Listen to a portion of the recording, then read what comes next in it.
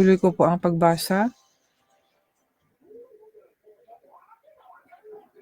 at sabi dito,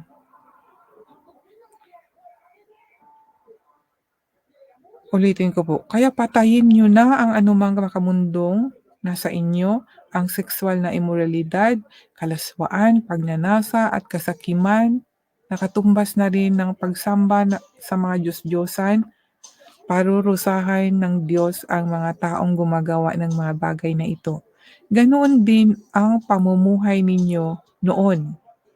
Pero ngayon dapat na ninyong itakwil ang lahat ng ito: galit, puot, sama ng loob, paninira sa kapwa, at mga bastos na pananalita.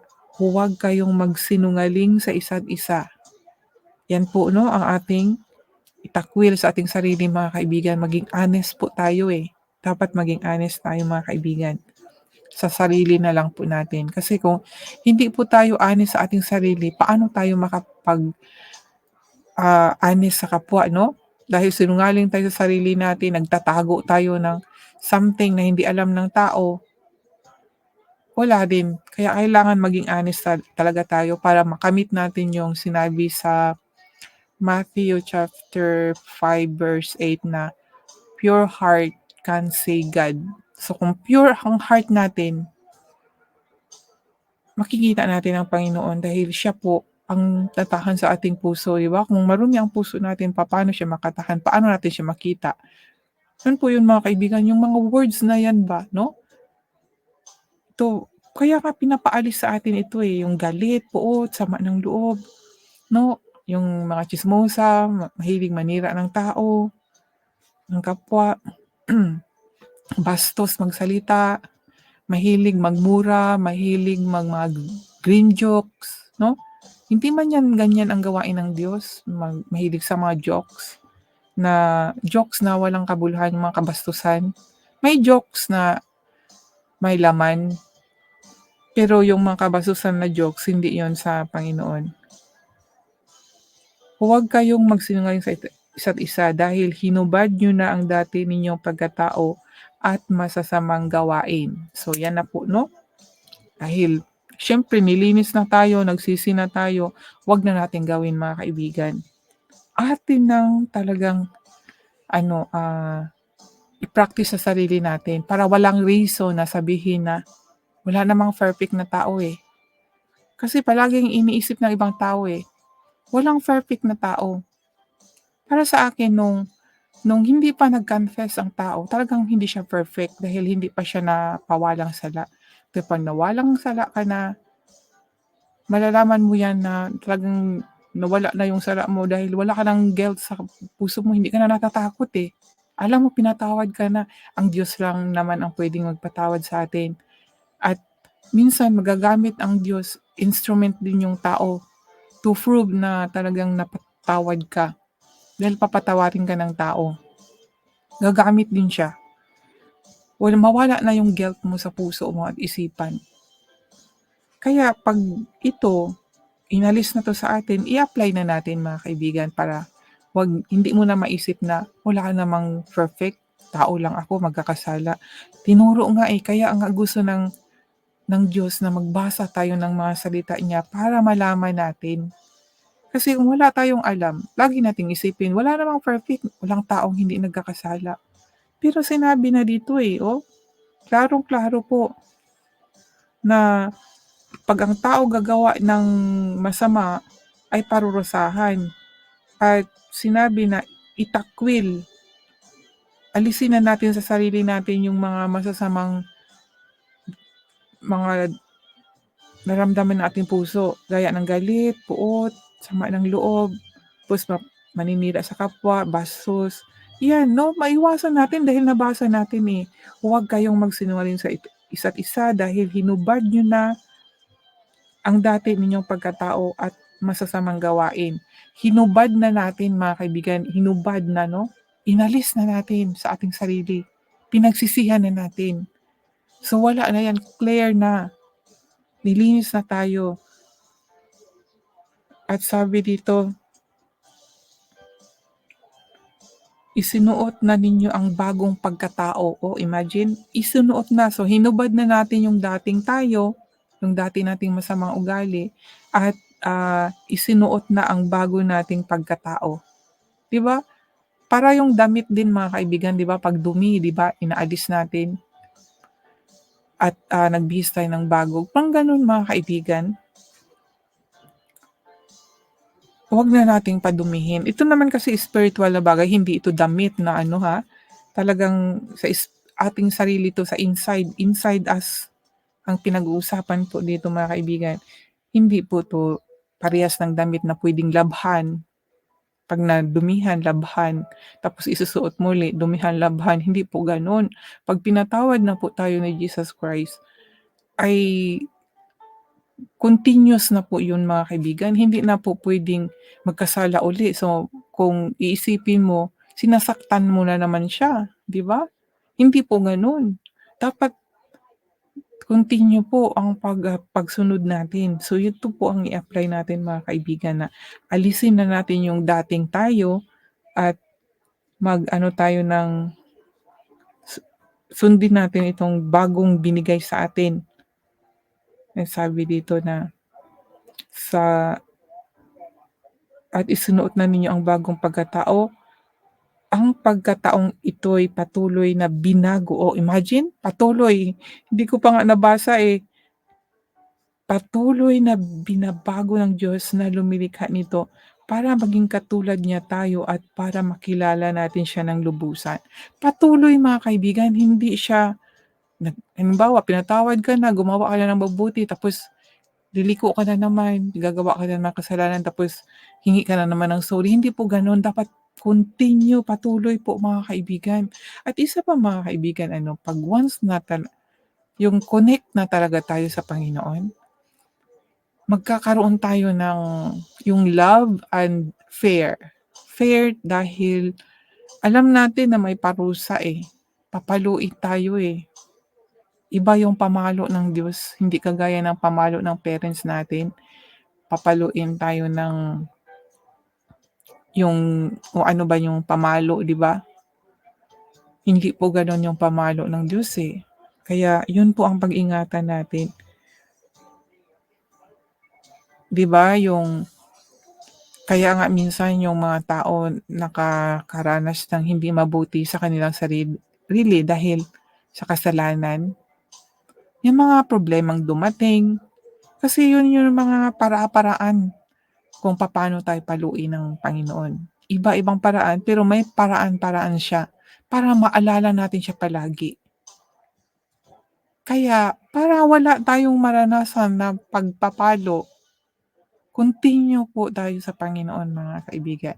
Manggagalak po tayo sa kanya palagi, pupurihin po natin siya palagi at susundin natin. Ito lang naman ang sinabi ng Panginoon, 'di ba, kung yung ayaw niya, 'di ba? Sabi niya yung, um, "Itakwil ang lahat ng ito." Ano ba yun? Ang sabi niya, yung galit. Sa puso yun mga kaibigan, eh. Ang galit, 'di ba? Puot, sa puso pa rin. Sama ng loob, sa puso pa rin. Paninira sa kapwa, sa puso pa rin. Kasi kung nagtatanim ka ng galit sa kapwa, basta about sa heart, itong heart natin importante talaga mga kaibigan. Yung mga hindi magandang nakatanim sa ating puso. Yung mga bastos na pananalita, huwag kayong magsinungaling. Ito talagang pagsisinungaling, eh. Number one ugat ng kasalanan po. 'Di ba si Adam at Eve, sa pagsisinungaling po sila nagkasala. 'Di ba nagsisinungaling sila sa Panginoon. At itong si Satanas ang una-una, kasi nagsisinungaling sa kanila na masarap ito, kainin niyo, magkakaroon kayo ng kapangyarihan. Naengganyo sila kumain. Ayun, nagsinungaling naman sila sa Panginoon. Kaya itong lie talaga, eh, big growth para po magkasala ang tao. Kaya mga kaibigan, ating praktisin ito mga kaibigan. Tayo din naman ang magdadala nito, eh. Kung mabuti ang ating gagawin, mabuti din naman ang babalik sa atin, 'di ba? Unang-una, 'pag wala tayong puot, wala tayong galit sa puso, masaya lang, positive, parang positive vibes ang dumadating sa buhay natin. Pero kung galit, puot, 'di ba laging ano, parang ang dilim-dilim, sakit pa sa ulo, nag-iisip ka ng hindi maganda. Walang peace of mind ang taong ganito. Ito lang naman 'yun mga kaibigan, eh, kasi kung ikaw ay puno ng pag-ibig sa puso mo, makakaiwas ka talaga gumawa ng masama.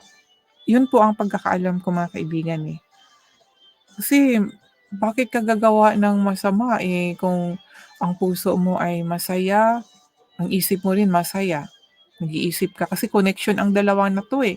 Kung ano ang iniisip mo na matatanim ng puso, kung ano sa puso mo nasa isip mo. Kaya kailangan talaga alisin itong mga ganito.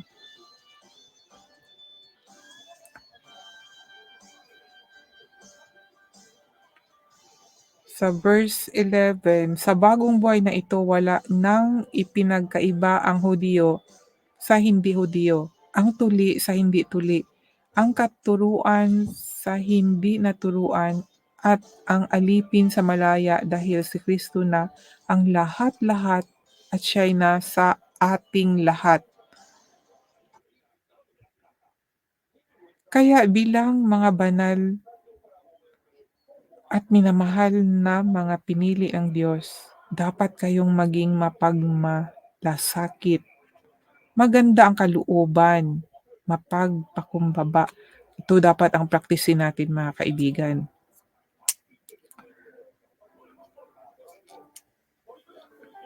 Itong maganda ang kalooban, mapagpakumbaba, mabait, at mapagtiis. Ito yung praktisin natin mga kaibigan sa buhay natin.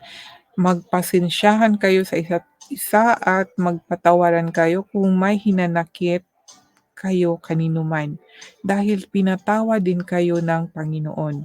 At higit sa lahat, magmahalan kayo dahil ito ang magdudulot ng tunay na pagkakaisa.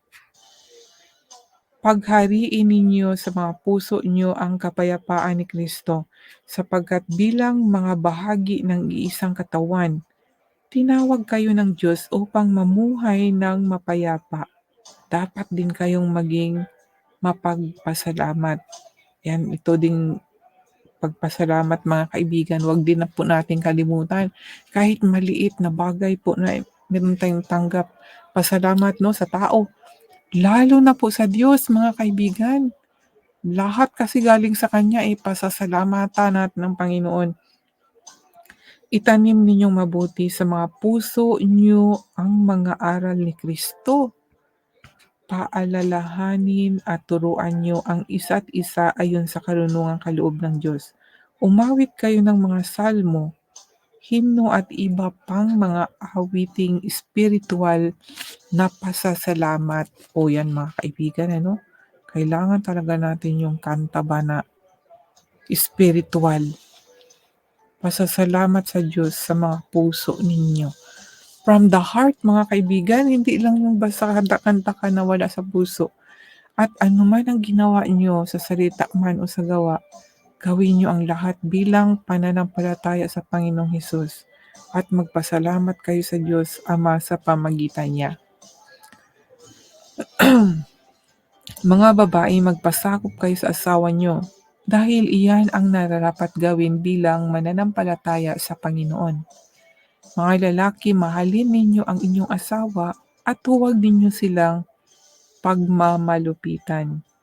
Mga anak, sundin ninyo ang mga magulang niyo sa lahat ng bagay dahil kalugod-lugod ito sa Panginoon. Mga magulang, huwag kayong gumawa ng anumang bagay na ikasasama ng loob ng mga anak niyo para hindi sila panghinaan ng loob. Mga alipin, sundin niyo sa lahat ng bagay ang amo niyo rito sa lupa, hindi lang dahil nakatingin sila at nais ninyong malugod sila sa inyo, kundi gawin ninyo ito ng buong puso at may takot sa Panginoon.